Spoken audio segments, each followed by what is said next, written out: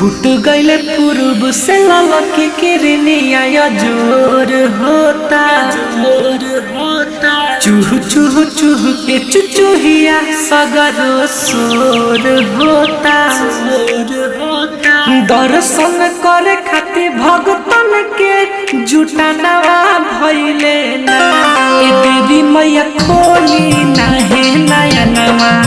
अब बिहानवा भइले ना ए देवी मैया खोली नाहे नयनवा अब बिहानवा भइले ना बिहानवा भइले म्यूजिक बाय नीजू निर्मल।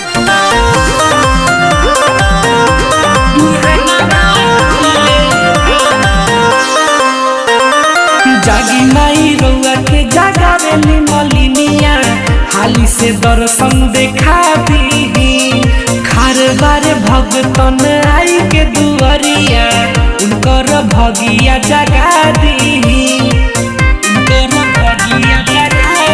भइल बाए माई हमर फिक्रिया अभिले धोआई रखे रौरी मंदिरिया लीला पलौ के अंजोर की माधी मचना भइले ना ए देवी मैया खोली नाहे नयनवा अब बिहानवा भइले ना ए देवी मैया खोली नाहे नयनवा अब बिहानवा भइले ना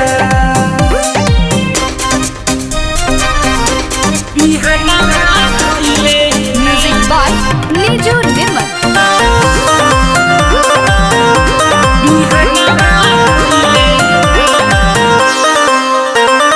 हाली से खोली माई अपन अखिया सौगन के जियारा जुरा दी सभे ले ले खारबार पूजावा के थाली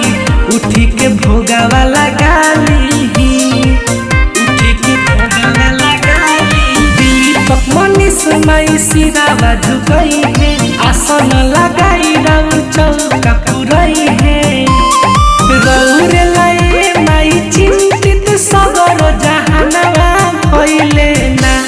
ए देवी मैया खोली नाहे नयनवा अब बिहानवा भइले ना ए देवी मैया खोली